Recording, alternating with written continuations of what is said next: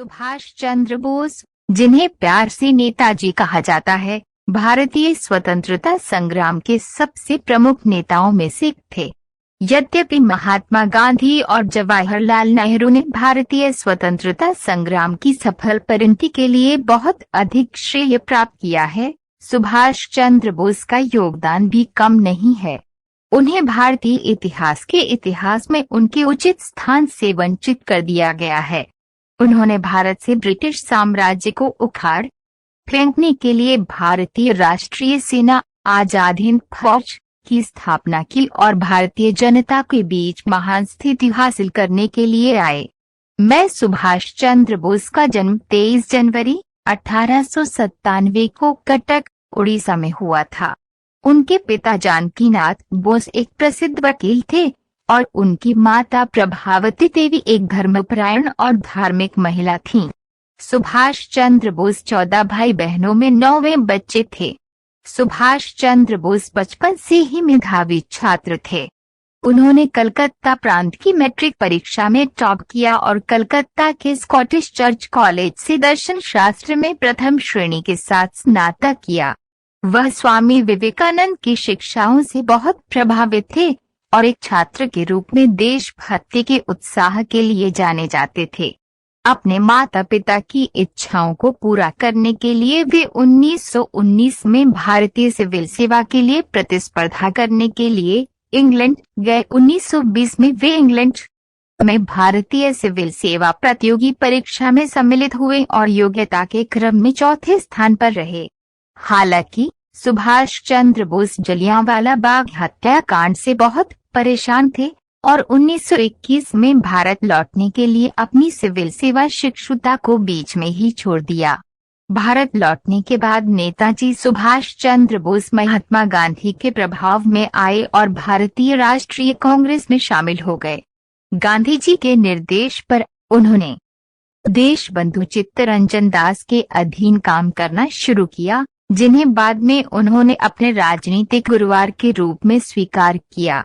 जल्द ही उन्होंने अपने नेतृत्व को दिखाया और कांग्रेस के पदानुक्रम में अपना रास्ता बना लिया। 1928 में कांग्रेस द्वारा नियुक्त मोतीलाल नेहरू समिति ने प्रभुत्व की स्थिति के पक्ष में घोषणा की, लेकिन जवाहरलाल नेहरू के साथ सुभाष चंद्र बोस ने इसका विरोध किया और दोनों ने जोर देकर कहा कि वे भारत के लिए पूर्ण स्वतंत्रता से कम कुछ भी संतुष्ट नहीं होंगे। सुभाष ने इंडिपेंडेंस लीग के गठन की भी घोषणा की। 1930 में सविनय अवज्ञा आंदोलन के दौरान सुभाष चंद्र बोस को जेल में डाल दिया गया था। गांधी इरविन समझौते पर हस्ताक्षर होने के बाद उन्हें 1931 में रिहा कर दिया गया था। उन्होंने गांधी इरविन समझौते का विरोध किया और सविनय अवज्ञा आंदोलन के निलंबन का विरोध किया, खासकर जब भगत सिंह और उनके सहयोगियों को फांसी दी गई थी। सुभाष चंद्र बोस को जल्द ही कुख्यात बंगाल विनियमन के तहत फिर से गिरफ्तार कर लिया गया।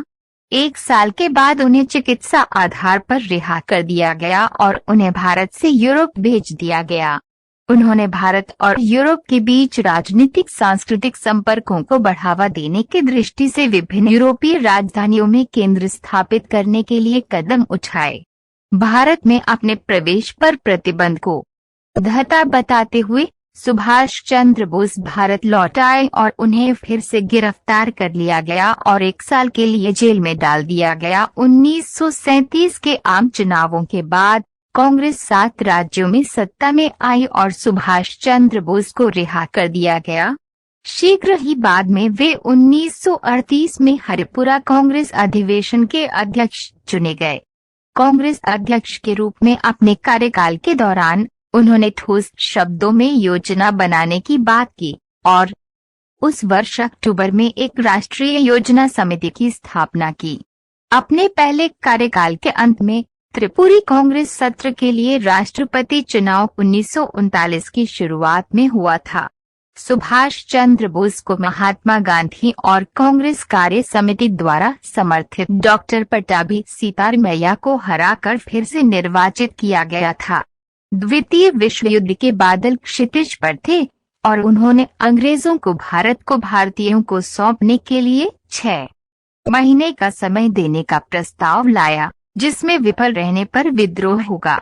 उनके कठोर रुख का बहुत विरोध हुआ और उन्होंने अध्यक्ष पद से इस्तीफा दे दिया और एक प्रगतिशील समूह का गठन किया, जिसे फॉरवर्ड ब्लॉक के नाम से जाना जाता है।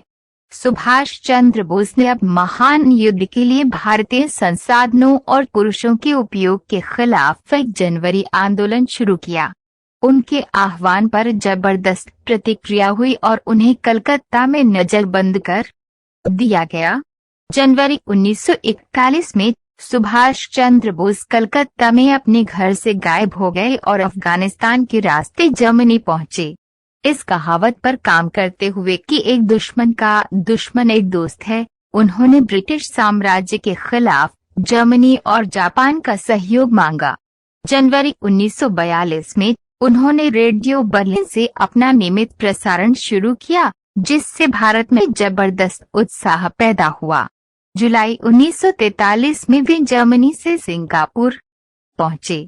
सिंगापुर में उन्होंने रासबिहारी बोस से पूर्वी एशिया में भारतीय स्वतंत्रता आंदोलन की बागडोर संभाली और आजाद हिंद फौज, भारतीय राष्ट्रीय सेना का आयोजन किया, जिसमें मुख्य रूप से युद्ध के भारतीय कैदी शामिल थे।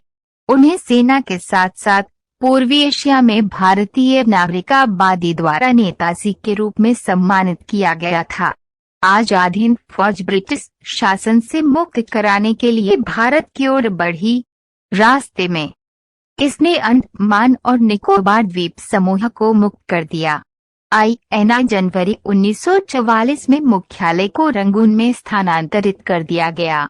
आजाद हिंद फौज ने बर्मा सीमा को पार किया और 18 मार्च 1944 को भारतीय धरती पर खड़ा हुआ।